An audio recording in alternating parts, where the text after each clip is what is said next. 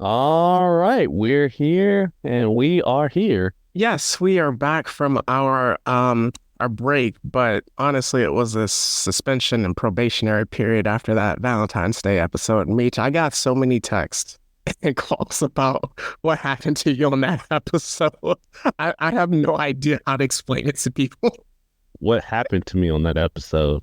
I don't know. Actually, hold on. Y'all recorded an episode and I wasn't there?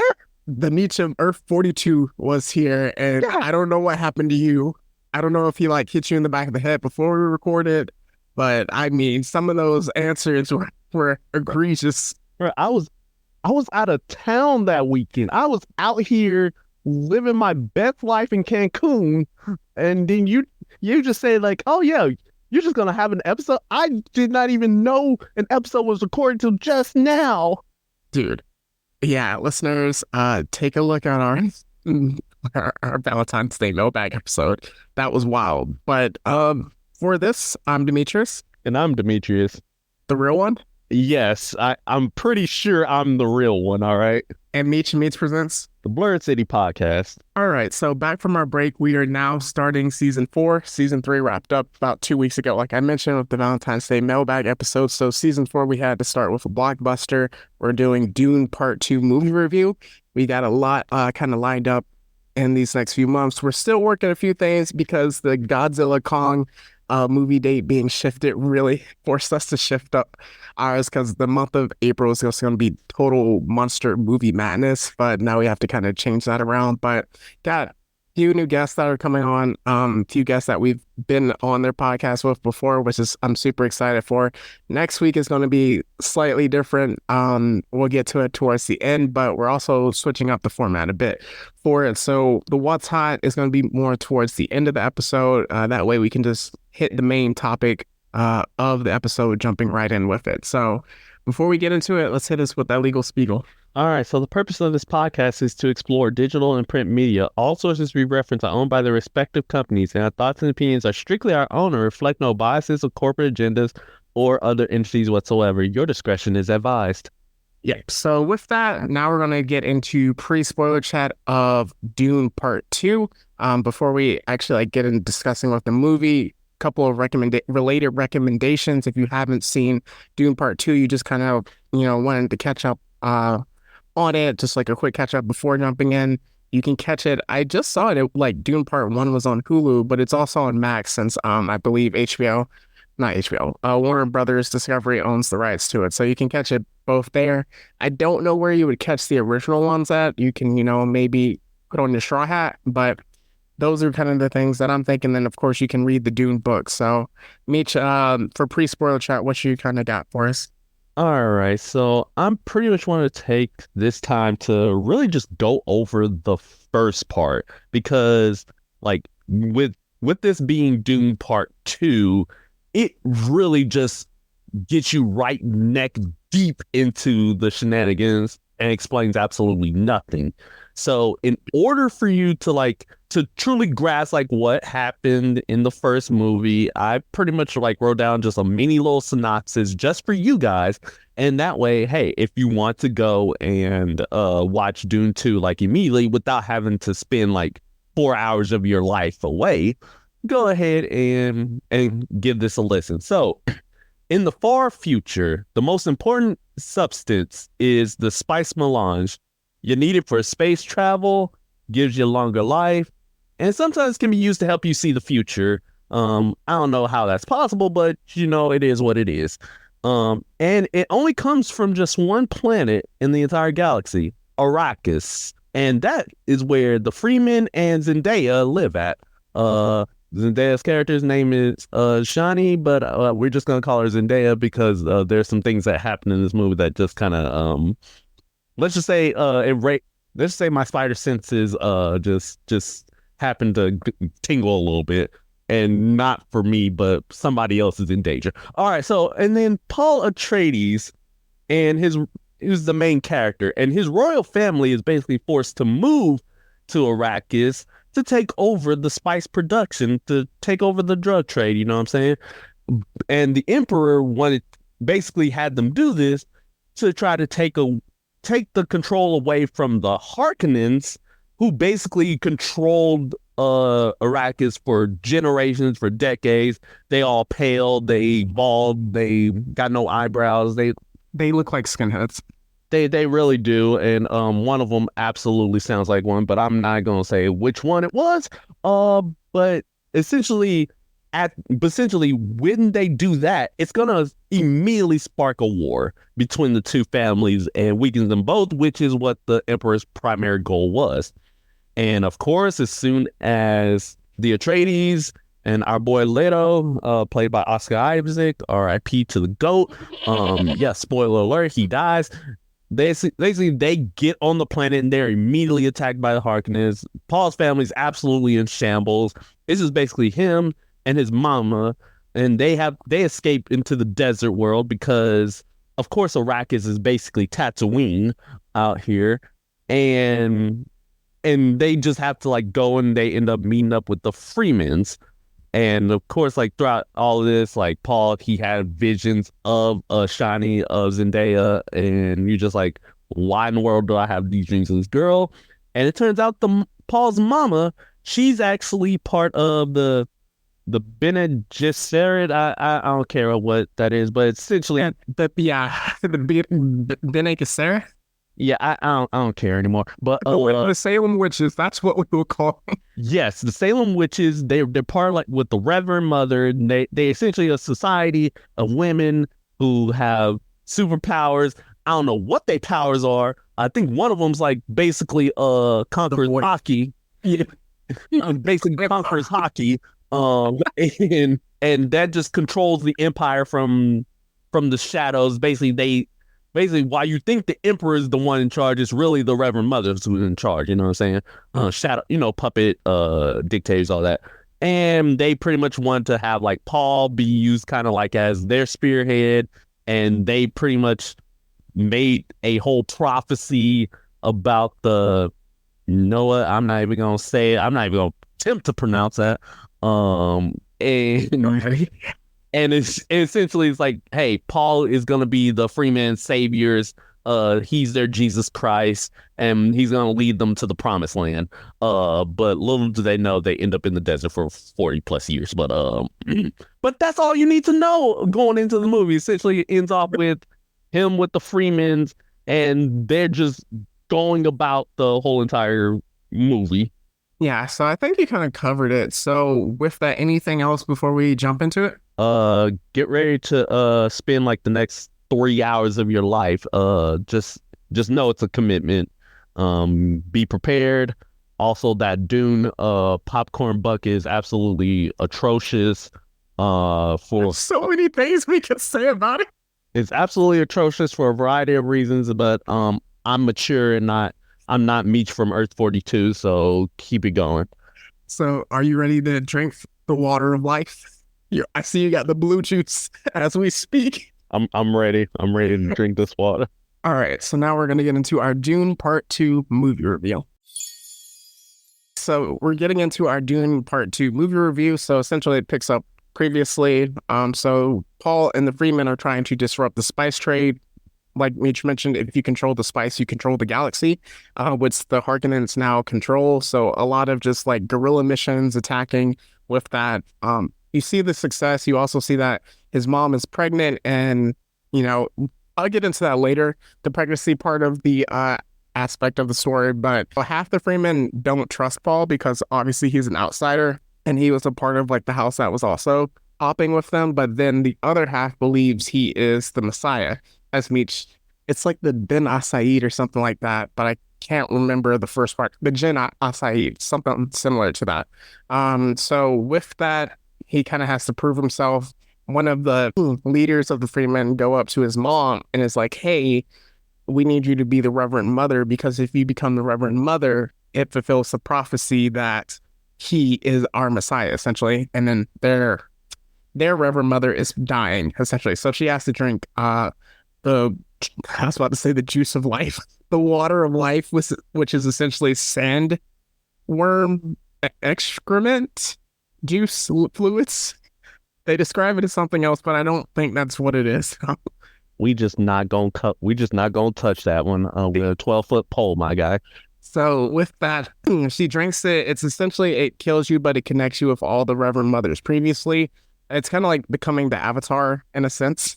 But also, like I mentioned, the mom is pregnant with his sister, and once she drinks the juice, she now is able to communicate with the fetus of a sister. And let me tell you, I don't want to see a fetus in a movie ever again, man. That was so disturbing. And just the fact that it kept growing throughout the movie. You kept seeing the life cycle of a fetus in 3 hours. You saw the entire life cycle, and you're just like, why? Dude, do you remember House of the Dragon when they kept showing like the pregnancies and everyone got progressively worse? Whoa. That's what it felt like to an extent. But so like with that, she becomes more powerful and she also is able to see prophecies, which her son Paul can see as well.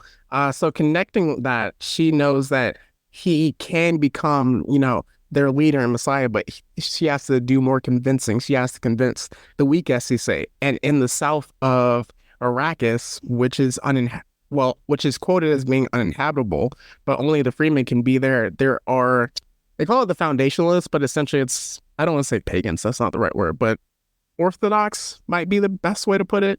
Very passionate people to the religion, so she's able to operate from that base. And if Paul were to go there, which he sees in his visions, he sees the end of the world essentially.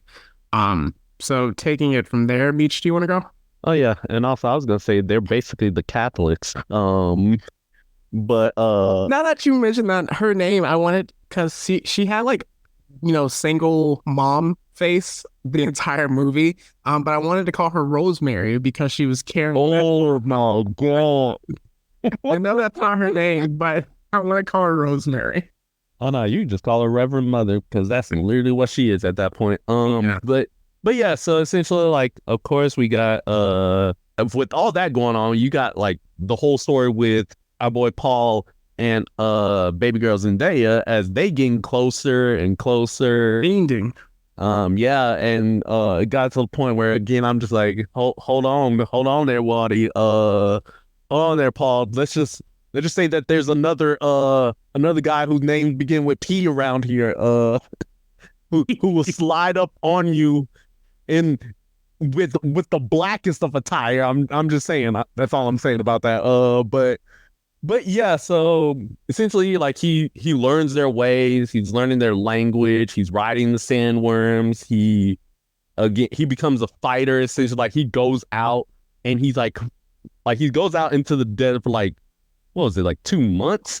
I have no idea. They don't really tell the passage of time or something like that. I don't know. And they're like fighting just all the Harkonnens forces as they just keep coming in, and then immediately get slaughtered by the Freemen because they use the power of the desert. Yeah. And as I said, from the desert that one comes, the desert that you will return to. That's to the Harkonnen side. You have Batista. Yeah, Batista. I was really trying to figure out what in the world was his name. I don't know. But okay, so we got yeah, as I said, we got our boy Rabban. Oh, Rabin. All right, so Rabin, he's basically like he's losing his absolute mind because it's like him and his forces, they supposed to be elite and they getting taken out by rats. Yes. In a cave with a box of scraps. All right. And then with that, like old Vladimir Harkonnen, basically old Skarsgård himself in a big giant fat suit, who he's basically the kingpin of spice.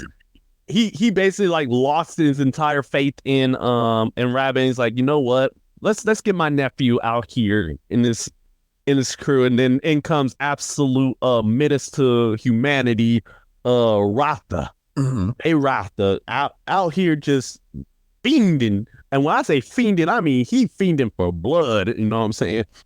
First thing he does is like there's a whole gladiatorial combat with a bunch of prisoners. They all come out, and he's like, and then he just like, all right, time for y'all to die. Oh no, wait! Before that, in the room, he did like there was a whole thing where he just grabs a knife. He's like, that's a nice knife. kills one of his servants, like, nah, and kills two of his servants, and he's like, nah, this knife ain't sharp enough, my guy. Do better. Mhm. He's just like, hey, yo. So he goes out, he kills like all of the prisoners, have like whole extended fight. He's like, and basically what he wants is to become emperor. He's like, okay, if you it's like, hey, if you do this thing for me, you take over what Rabin's not able to do, you get to become emperor. You know what I'm saying? Oh yeah, what were you gonna say? I was just saying, like, over the course of this, we also see that the Salem witches are back on like the Empire world, operating behind the scenes and stuff. So they're like, hey, the spice trade is getting messed up. The Emperor seems like he's losing control. It might be Paul Atreides that's still alive, but the head mother is like, no, no, no, don't say that. We can't allow that to get out to the other great houses because you're going to lose power. So with that, we're going to see if we can get nephew Skinhead to get control. So Yeah, and then he decided, okay, hey, get this hey, sister, go in and seduce him. yeah, go ahead and show him why your name is Poison Ivy. Uh so yeah, he basically, conceives a child with him, and the bloodline secure. I gotta talk about this. The conception rate from the sisters is like 100%. That's shocking to me. I feel like they're making very good assumptions that the dudes are virile and stuff like that. All I'm saying is it's probably because there's something in the spice, you know what I'm saying? There's something in the spice that's just absolutely crazy. We don't know what it is. I don't know, because I have no idea what the spice does. That's all I know. Like, It's magic. exactly. So of course we got all that, and then like Paul, he has a vision that if he goes to the south, everything gonna go downhill. Everybody about to die. So he's like, every chance like he gets to go to the south, he refuses it at every turn. And from there we get the return of the goats. Yeah, Gurney Halleck. All right, so Gurney pulls up. They're trying to, hustle spice as well, but then Paul and the Freeman, they stop that, and then he realizes, oh, this is my guy.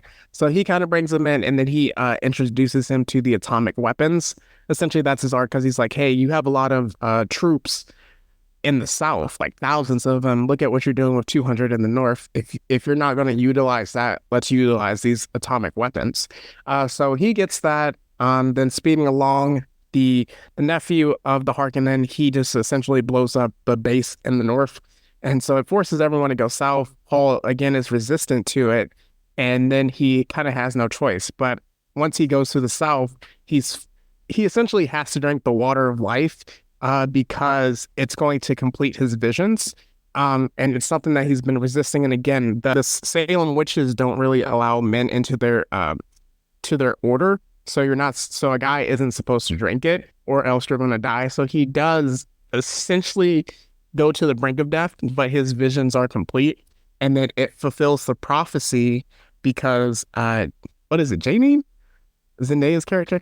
Shani, Zendaya's character, her nickname, which we find out is like the desert spring. So she cries, and like earlier in the movie, the dude says to his mom, don't cry because you're going to offer your water to the dead. And again, it's like a complete desert world, so you giving up any fluids is kind of essentially deadly. So she cries, it brings him back to life once he touches it to his lips, and he starts tweaking. he come back fully different, and I'm just like, hey, yo. As soon as he started talking, no, it's not even when he started talking, it was the way he started walking. I'm like, he pulled up. None of that dancing. Nah, he was different.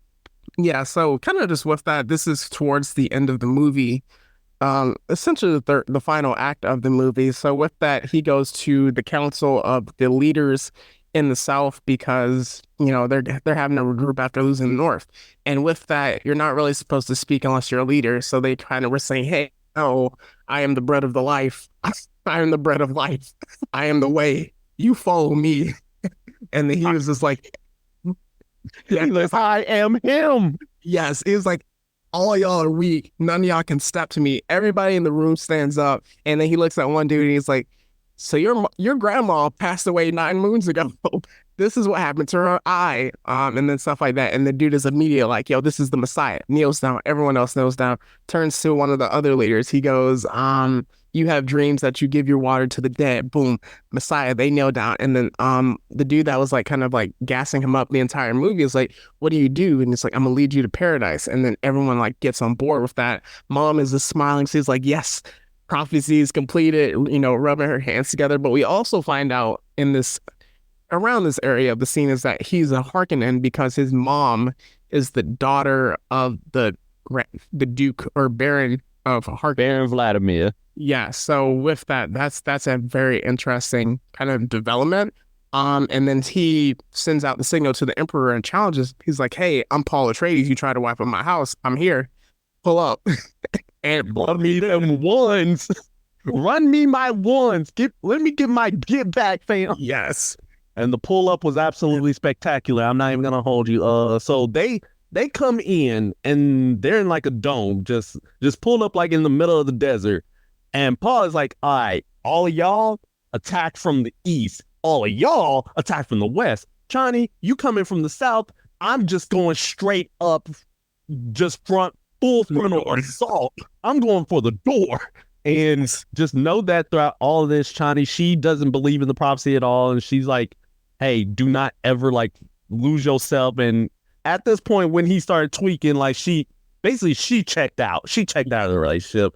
She going right back to Peter Parker. But so the onslaught began. that's the only way to describe it. In spectacular fashion. Nobody was ready.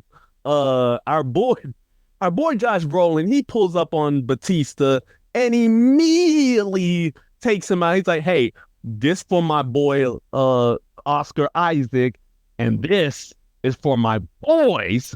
Yeet. Yeah, it was like, hey, in video games when you can set the difficulty to story where it's like combat is easy, you just get to enjoy the cinematic experience of the game. He like with ease took him out. This is the same dude that like essentially almost killed him. So, but like Batista got neutered throughout the entire movie essentially. So Paul pulls up, he kills the Baron. With that, he takes everyone else prisoner. So then with that, he uses the voice on one of the original head mothers, and she's like, "Oh my God, this is an abomination." And then he goes to the Emperor. It's like, "Hey, I know what you did. You can." And this is where he really tweaks. And this is like the part that kind of brought me back to life in the movie. He is like, "Yo, so I'm gonna take you out one, and then I'm gonna marry your daughter, to like secure the Emperor." And then it shots Zendaya, and I was like, this man really like went through the workings of an interracial relationship. He was like, I can't take you home to my parents. He was like, I can't take you to formal events. You have to be in hiding. Oh, that reminds me of The Greatest Showman. Remember? Oh my, no.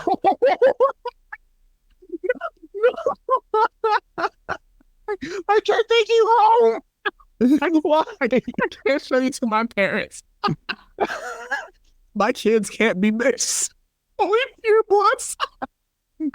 We only be pure bloods out here, boy. The bloodline gotta be secure. I can't claim any kids. Can't claim any kids by them filthy free men.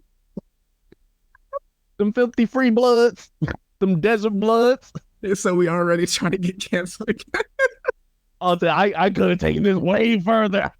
I could have taken this way further. Yeah, so essentially Zendaya is like done with him. But he has to fight his cousin, the young nephew. It's a decent enough fight. He kills him, and then he goes to the Emperor. It's like, yo, bend the knee, or I gotta take that head off. And then he does it. Zendaya walks off, and essentially, like the great houses, they pull up because it's like, hey, why is the Emperor here? And then they got summoned, and then they won't yield to Paul's rule. So essentially, the movie ends with them going to war. Yep, it's like this is the beginning of the Holy War, and you're just like, oh Lord, it's the Great Crusades all over again. Lord have mercy, this movie. All right. So we simplified it, so now we get to it. So as people that are consistent listeners know, we don't ever like see movies together on except for special occasions. Maybe we've seen like 3 movies that we've reviewed together, maximum. So I don't know what Meech's actual opinion on the movie is. He doesn't know mine. So Meech, how do you feel about the movie? Oh man. Well, for me, right, this movie was absolutely long for absolutely no reason whatsoever. It's like there's just I'm just like I was sitting. Okay. Let me tell you about this experience I had in the movie theater when watching this. All right, I'm just watching it. I'm just basically like just sitting up. I'm just posted up. I'm just like, bruh, this is still going on. And then right next to me, I hear snoring. I turn to my right. Old girl next to me is passed out, sleep. And this is at like 7 o'clock. So this is at like 7 o'clock. We still had like over an hour left in this movie, and she was already out. I'm here like, bruh, like you can cut like a lot of these. Firstly, all this set dress, like just showing up, all the fetuses, all of the sand in the desert. We get it. We are on a desert planet. I don't need to see anymore. Okay, you could speed this along. The pacing atrocious. It's and this is the thing, right?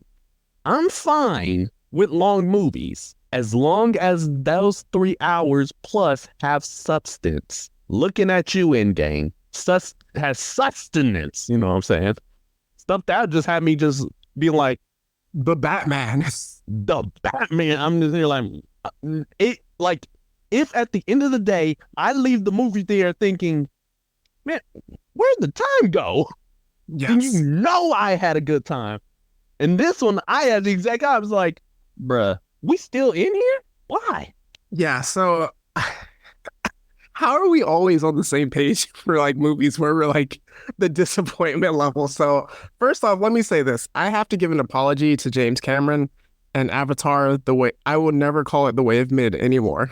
It will be The Way of Water because that was much more interesting and full of life than this movie because I'm on their way of mid. I don't care. I'm with you, man. I saw it was going to be like 2:43, right? And I was like 2 hours 43 minutes, and I was like, so I'm gonna be in the movie theaters for like 3 hours minimum. And then like the trailers were like 30 minutes, and I was like, dang, I'm gonna be here almost 4 hours. Man, it felt like like the beginning of Endgame when this is a mild spoiler when they cut off Thanos' head, and you were like, wait, that's it? That's how you get Thanos back? Oh, And then, like, obviously, Endgame does more in the story, but this entire movie felt like that, where it's just like a lot of scenes put together, but it didn't have like the emotional weight of it that would like make you feel it, which was like really weird to me because like the get back of like Gurney on Batista, like that should have been a bigger moment, but Batista was neutered throughout the whole movie, and then just like he pulls up and it's like by the time he pulls up on the dude, like they're losing. The Harkonnens are getting wiped out. So it didn't like hold weight to me. And then like obviously like Paul's rise to like Messiah, the initial parts where he was becoming a Freeman, it felt like it was like a montage of a training arc. And that took like an hour and a half of the movie. And it was just like, where's the struggle? That's where I never felt the struggle. I felt like all of the first movie was the struggle, but like in the second movie, I didn't really like sense it, which was weird to me. And kind of like with you, with like the timing of the movie. So when Across the Spider-Verse like had that ending and it ended on a cliffhanger as well, I was ready for another 40 minutes of the movie to like keep going before it cut off. When this cut off, I was just like, thank God. And like I'm like people like there was like 2 moments of laughter, but like other than that, it was like such a lifeless movie. Yeah, and also I do want to give a disclaimer that at least me personally, I have never read the Dune books. I assume the same for you. So like we have never read the books. Like this is basically our first we have not read the books. We have not seen any of the adaptations of it. This is our first exposure outside of part one. Outside of part one. That's what I'm saying. Like part 1 and part 2, those are our first exposure to the movie. And in my opinion, I think it could have worked had like it been shaven down and you just combine the two into one movie. Or Like you turn it into a mini series. they did do that. Oh, okay. That was one of the adaptations. It was a mini series. Okay. So yeah, but yeah, like at the end of the day, it was just a bit of a slog to get through. Like the whole system and like how the abilities and powers work. I just basically lost on.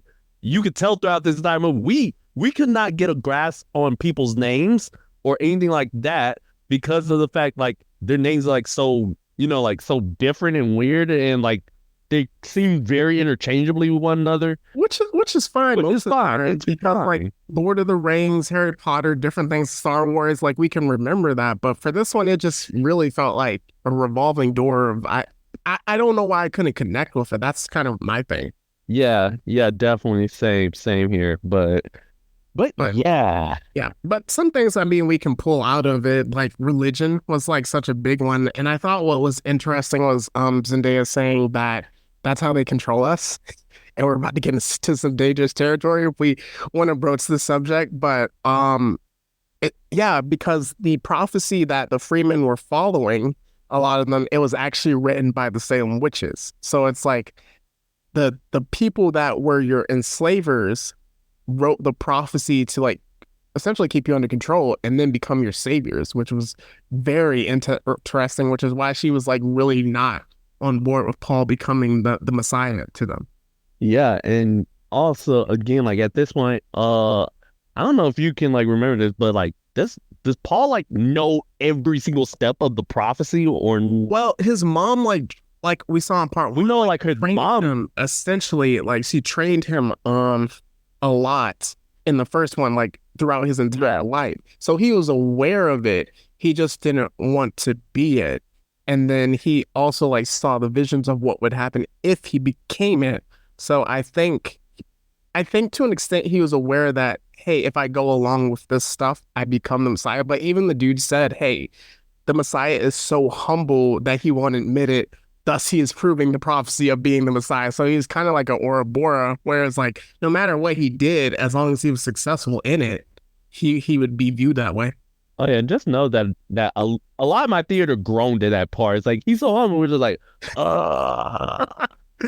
Well, I think just with that in general, it can be dangerous where you're just like, hey, I remember it was this one movie with Don Cheadle, and I watched it when it was like I was way younger, and it was kind of just like about this dude that was a terrorist, and it was towards the end of the movie. Hotel Rwanda? No, because it was like a Muslim terror. It was like it wasn't a spy, but it was like a government type thing. And Oh, I know what you're talking about. yeah, I just can't remember the name of it. But towards the end, he was like, "Hey, when is your Don Cheadle was saying to the guy, when is your mission going to be over?" And the dude said, "When God tells me when the mission is over." And he said, "So when is God going to tell you the mission is over?" And it's like, "When the mission is over." And it like they like traded the look where it was like, "Hey, I know what I'm doing is wrong, but I know like I'm claiming it's for good."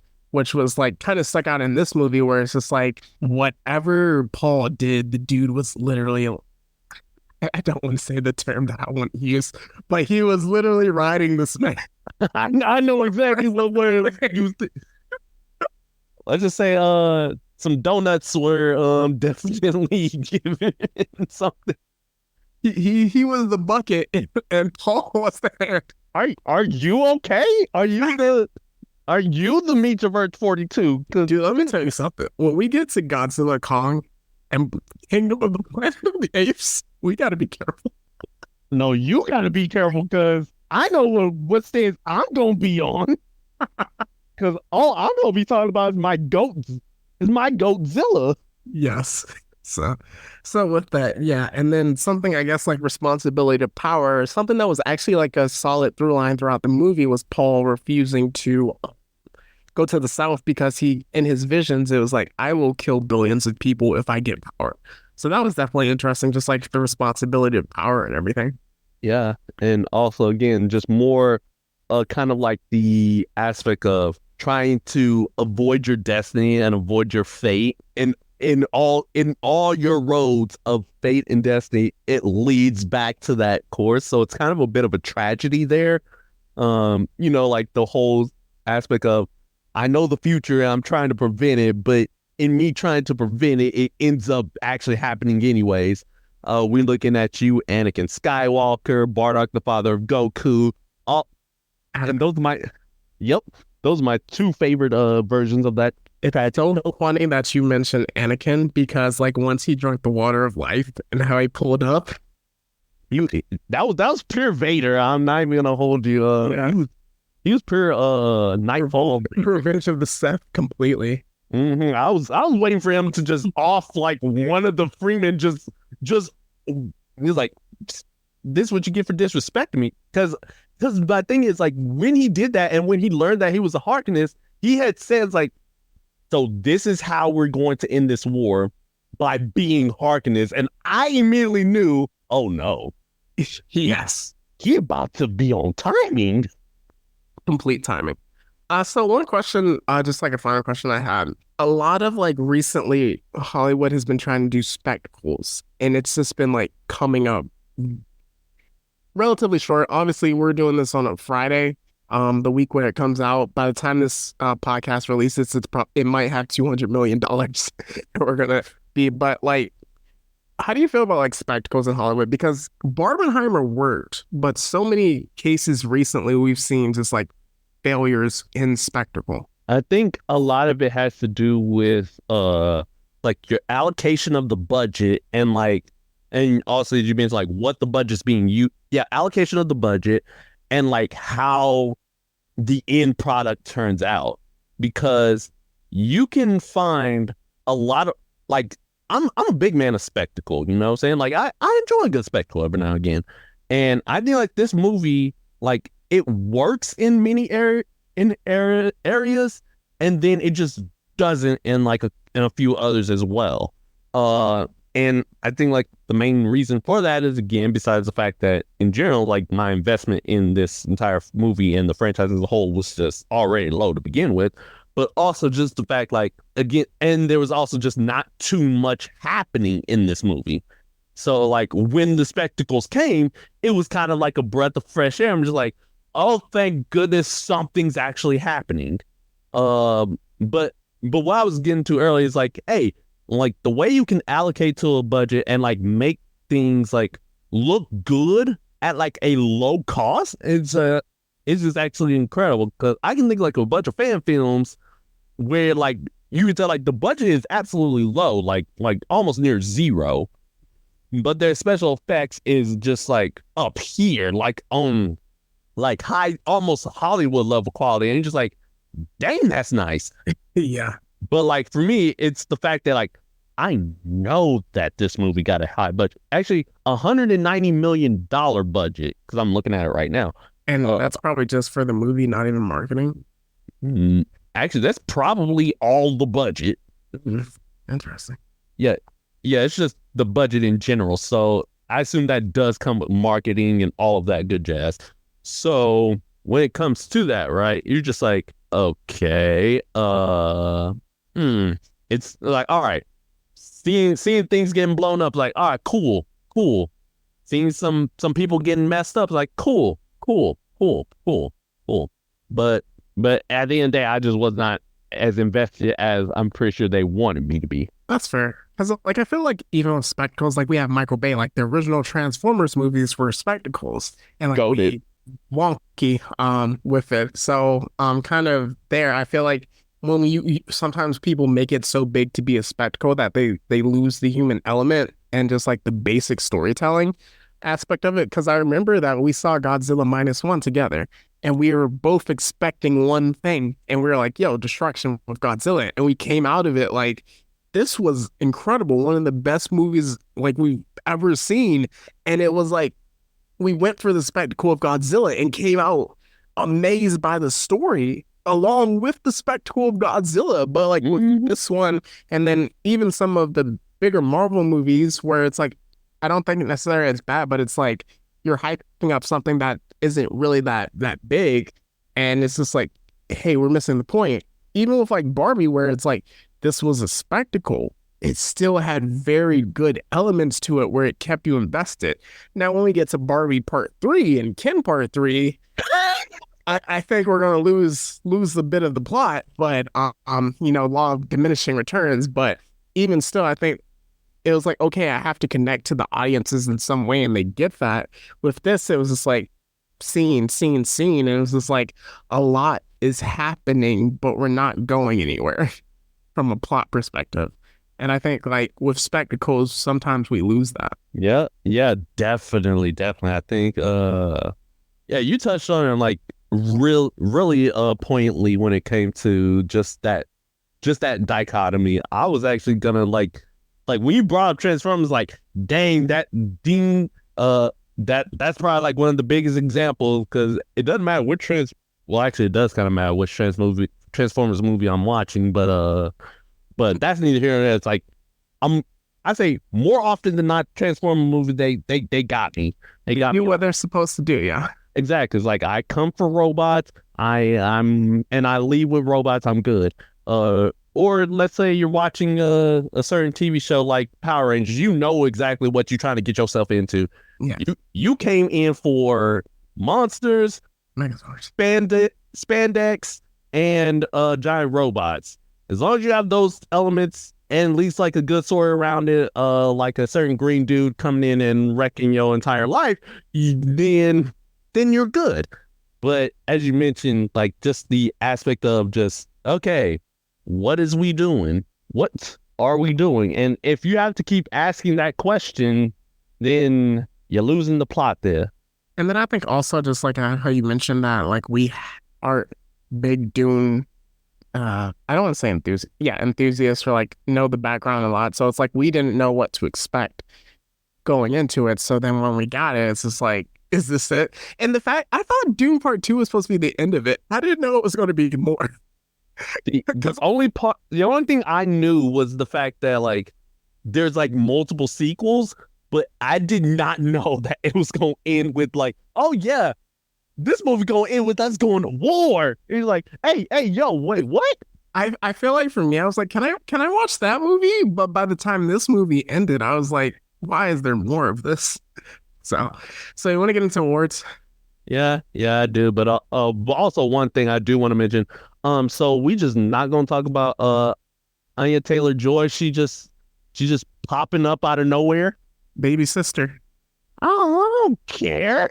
But yeah, just Anya Taylor-Joy just popped up out of nowhere in this movie. But as a person who's technically a fetus, again, technically a fetus at the time. But yeah, let's get into awards before I lose even more of my sanity. All right. So for now, we are doing our Dune Part 2 movie awards.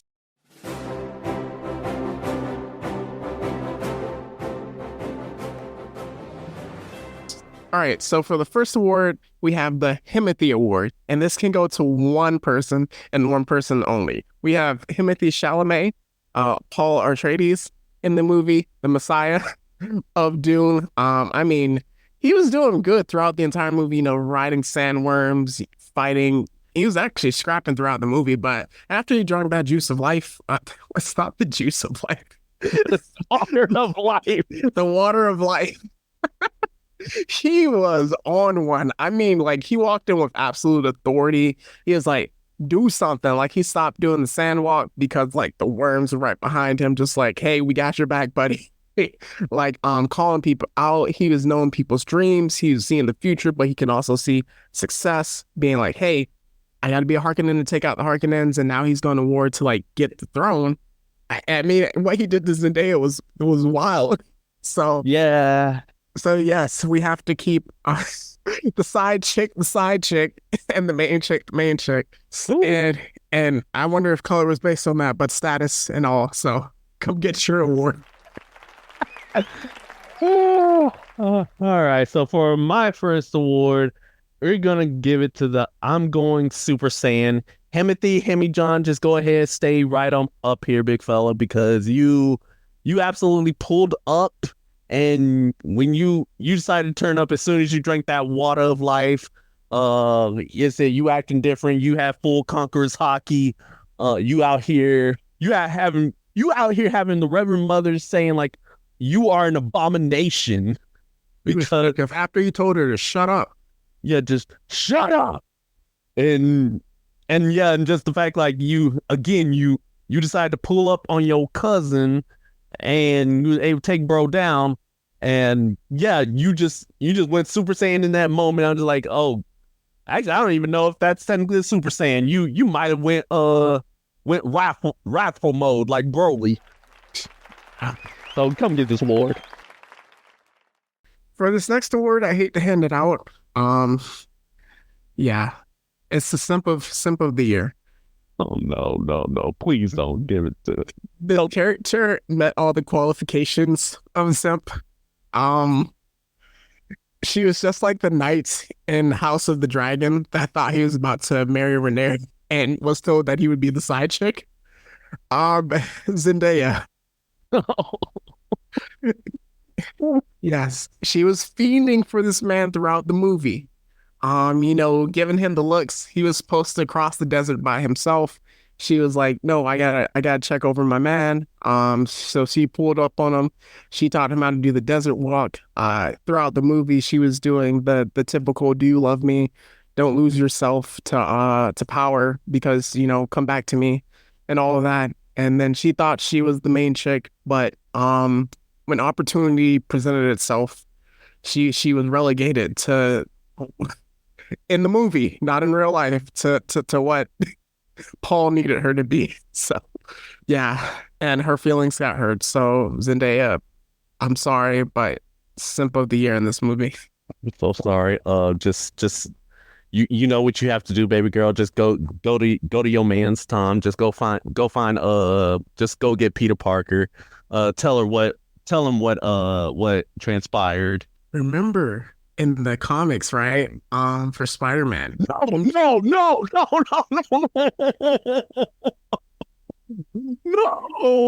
not Paul. Oh, no, don't wait. How is this happening? What timeline are we in? How did everything start coming full circle? It's all connected. And now we're gonna get Tom in Black about to come after Paul now, like he did in the. Nah. Too many coincidences. Nah, this timeline's done for. Hold on, I may need to transfer. But in any case, my award is a new award. It's called Lock This Man in the Asylum. And it's an award that's dedicated to the most sociopathic, to the most psychopathic person in the movie. Someone where they could potentially give the Joker a run for their money, all right? A person to where if you saw them in an alley, there's no use running because it was already wrapped for you as soon as you saw them. It's that type of timing. And this goes to none other than to old cousin Frey Rata, because he just embodied pure demon activity, all right? Like, his forces were laced up throughout this movie. Like, he was fighting that one prisoner, and as soon as he saw that, like, oh, this guy actually can fight. All right, cool. Let me take off the barrier and let me run the ones with him, and then killed him with a giant smile on his face. Like, oh, you thought you was hot, huh? And then the fact that he went to Jay, he's like, hey, oh, you're my cousin, huh? Dang, I've killed more cousins in my timeline than ever. I'm like, hey, yo, what? You killed your own cousins before? Nah. Or when he's on to Batista, he made Batista drop to his knees, had him on his knees for the long, and had him kiss his feet, lick his boot. You do not just make Dave Batista lick your boot, and you younger than him. And this is all on the man's birthday too. So, oh nah. Oh, also it's hinted that his women are cannibals.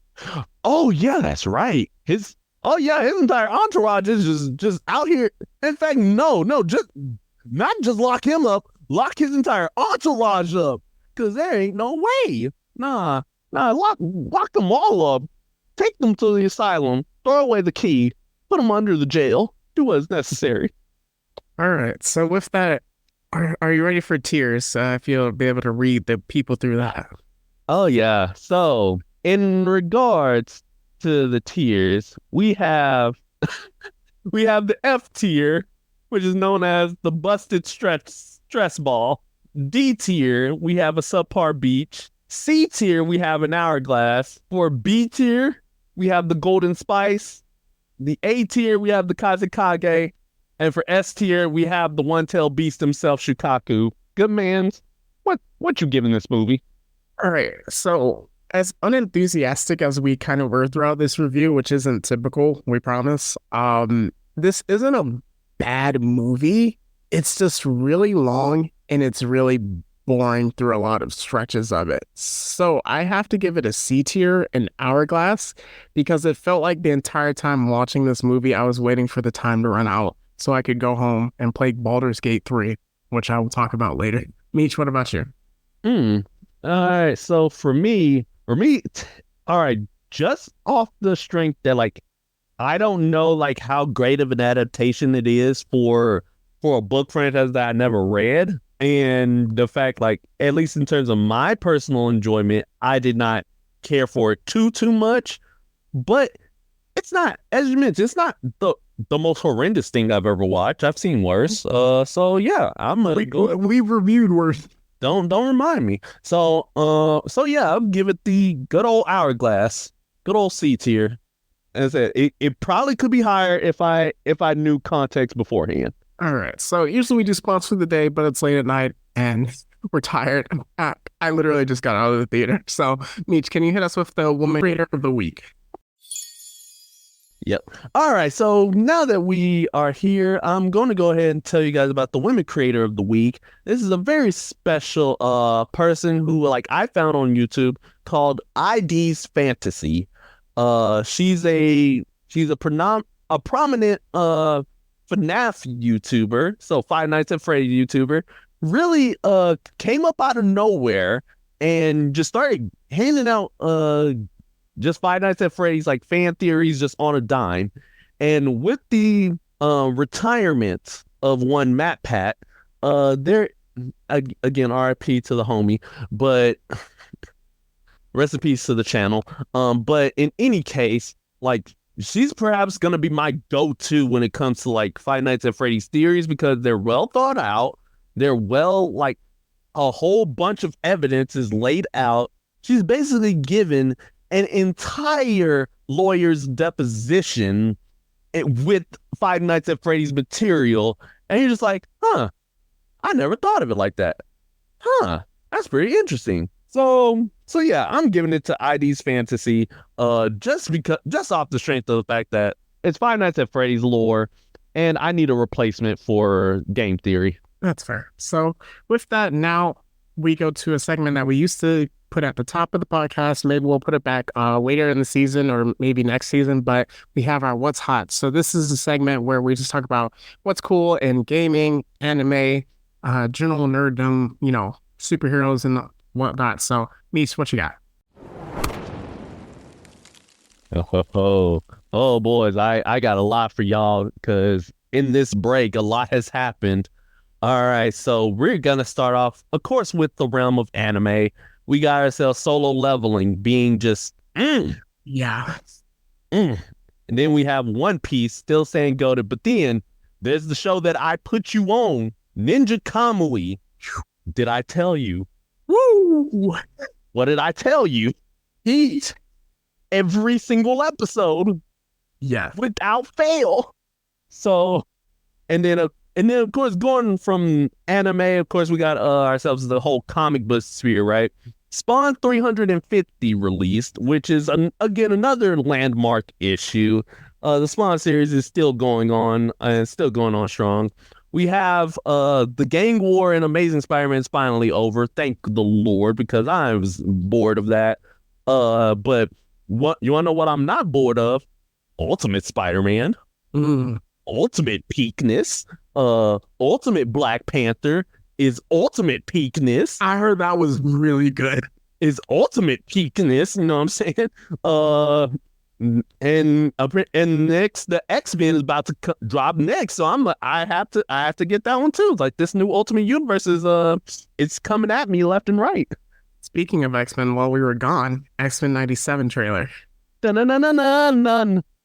Man, that had me crying. I'm not even gonna hold you. I was in tears. I was like, my boys are back. And you guys see the Eddie Brock just the Eddie Brock cameo in there? I'm like, hold on, my boy back? Did you hear about the rogue conspiracy theories? No. I don't know if I want to. They I don't know how to put it. They deflated her. That might be the best. Oh no. Oh that one. Oh that one. See, you kids just don't know. You kids just don't know. No.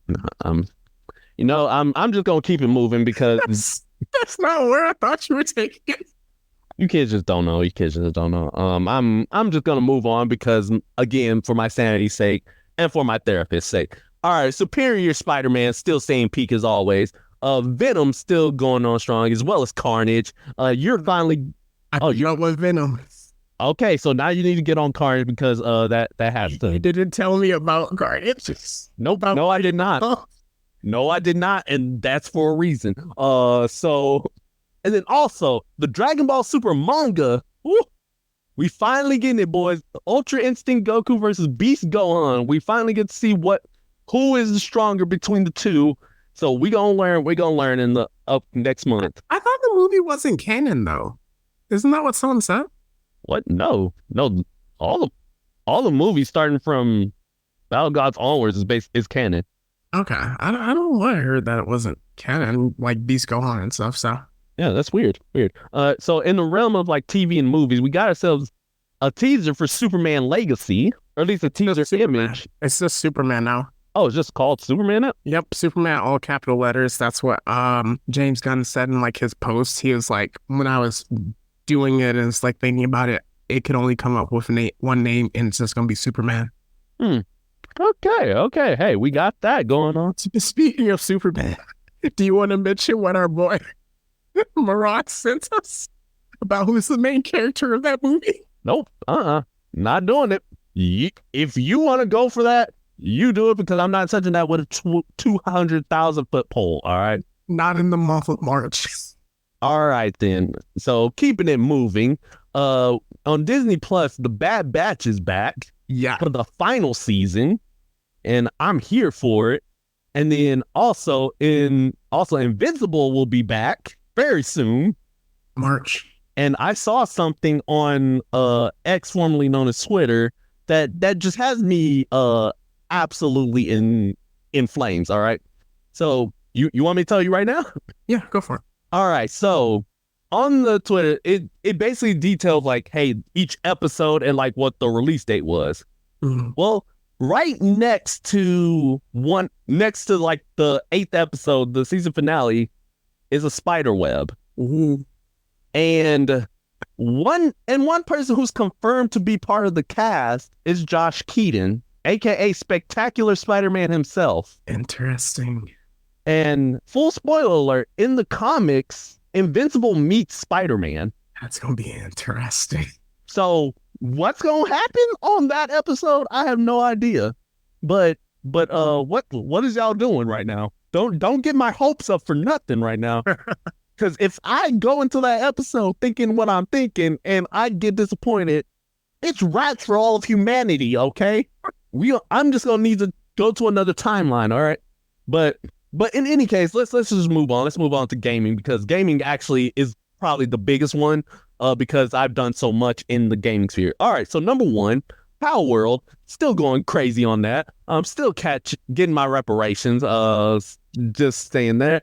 Also on PS5 exclusively is Silent Hill: The Short Message, has been released for free. It's a free game, and it's a pretty much a good old psychological horror experience, and I'm here for it. And is it multiplayer? No, it's just a single player experience, the way it's normally supposed to be. But yeah, and then of course, MK1 Peacemaker dropped. Truth be told, I kind of fell off of MK1 for a bit. But also Spider-Man 2, New Game Plus coming soon with some very trash suits. I'm not even gonna hold you. But in any case, moving on, we got ourselves Final Fantasy VII Rebirth. That is out, so go grab it. I haven't played it yet, but I know it's heat. And then in Elden Ring, they released the Kung Fu set. So I'm about to be Yuji Itadori in that game. Hands thrown. And the DLC trailer. Heat. Terrified, but heat. And then also Star Wars Dark Forces has been remastered for PS5. Ooh. And you know what else is on pre-order for it? The original Battlefront collection. The OG Battlefront 1 and 2. Do you know? I already got it pre-ordered. Do you know how many hours I sunk into the PS2 version of those games? Yeah, you about to go missing. Do you know what's about to happen to me? Yeah.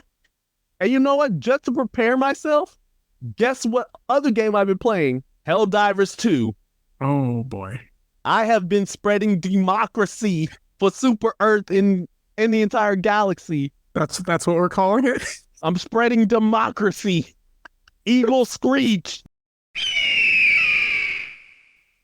For Super Earth. Yeah. They will understand our rule once hold on, I'm sounding like a whole lot like Omni-Man right now. You know what? Actually, that's a good thing. I am Omni-Man. Wait, hold on. Oh, Lord. No, take it away from me before I get into my... Yes. So you hit almost everything that I was going to cover. One other thing with anime, Undead Unluck, it's wrapping up. I believe it has 3 or 4 more episodes. It's been a really good season this year. And like really caught me off guard with how good it was as an anime. Demon Slayer Hashira Training Arc movie is in theaters now. I just recently saw it. You've read the entire story. So, but I'm definitely looking forward to this season. And then Avatar The Last Airbender dropped. I have heard a lot of mixed reviews. Oh, I'm not watching it. I've heard like very mixed reviews about it. So I'm just going to keep my childhood pure. And then speaking of gaming, so weekly, I'm going to talk about Baldur's Gate 3. I just started that because, you know, with us being so hyped about Spider-Man 2 coming out and then Baldur's Gate 3 getting Game of the Year, I had to hop on it. I had to see what we're talking about. I'm redoing my character, Skamos the Weary, who is a tiefling. And let me tell you, these people are so racist to my tiefling people. Just because we are from the Nine Hells does not mean that we are evil. Even though I ran into an evil one named Raphael, but yeah, hey. as I talk into this weekly, when I talk about the romance options, this is a zero judgment free zone because I've heard that some people are egregious with it. I've heard animals, some including bears, and then other wild things. So I will only mention this in passing if only people could see the look that he's giving me right now. So when I talk about the romance options, I want a judgment-free zone. But right now I'm a sorcerer. We're progressing. I chose not to kill the racist elf for now, but I'm looking for someone that can overthrow her. So yeah, that's what you have to look forward to. I should. It sounds like you need some democracy over there. Democracy. Sounds like you need some democracy. Also, one thing I also forgot to mention, on Hulu, a show got released called Shogun. Ooh, yes. Good heavens. Yes. I need more. I will be watching Shogun. Yes. Now, all we need for Shogun is for a predator to pop up, and then this will be the perfect perfect show. I'm not even gonna hold you. If a predator pops in, I'll reach Nirvana. That's all I'm gonna say. All right. So with that wrapping up, a little bit of housekeeping. Next week we're gonna do the Days Gone. Not really a review, but discussion on what the heck happened with this game. I am not completely aware of what's happening. Meech has done the research. He will be schooling me. I will be a part of the people here. So all I know is it's a video game that ran into an absolute train wreck of a release and ended up with the studio getting shut down, I believe. So we will get into it next week. I'm looking forward to it. That might be a degenerate podcast as well. Anything you want to say about that? All I know is all I can say right now is just take notes, people, on what not to do for video games. That's all I'm gonna say. All right, so let's get our plugs and get up out of here. All right, we got ourselves our Instagram, our ex formerly known as Twitter, and our and then our Oh, dang, I am. Let's get. All right, so for our plugs, we got ourselves our Instagram, our ex formerly known as Twitter, and our Threads account, Blerd City 22. Like, comment, subscribe, give ourselves a good old bell for notifications, do all that good jazz. Stay up to date on our release schedules and any other things we have mentioned. We have our Discord linked in our Instagram page. That is where you can join a fine community of pure degenerates, and we can just do a whole lot of fun things, memes, reviews, discussions on what in the world is happening with Days Gone, or what happened to Days Gone, and other different types of sundry nonsense. We also have ourselves our YouTube and our Patreon under Blerd City Pod. If you want to give us go follow on there, that'd be great. If you want to donate some extra cheddar for the Patreon, get access to very exclusive episodes that may or may not ever be released on the main podcast. So, and then from there, we have ourselves our email address, which is blerdcity22@gmail.com, where you can submit episode suggestions, geek out freakouts, questions for mailbag episodes, and all of that good sundry nonsense.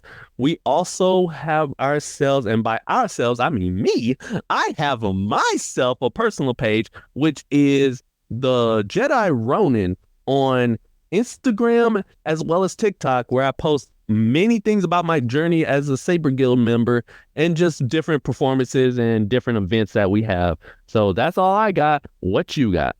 All right, for my personal author pages, we have my Instagram, which is Metri_dash. So that is METRI_DASH. For my X, that is at the Mad-16. And if you're interested in my book, Phantom Reckoning, A Most Regular Tale, that is available on Barnes & Noble and Amazon, as well as Kindle. So with that, we will leave you with some words of encouragement. I don't really have any, Meech, because that movie almost put me to sleep. So what do you have? So my suggestion is if you are named Paul, just be wary of a guy named Peter just roaming around, because it may be raps for you, it may be raps for just be on the lookout, people. Just be careful, especially for all you Pauls out there, because Peter's definitely coming. And you won't like him when he arrives. Yes. So with that, it's not goodbye forever. It's just goodbye for now. And that's the Blerd City Podcast. See ya later.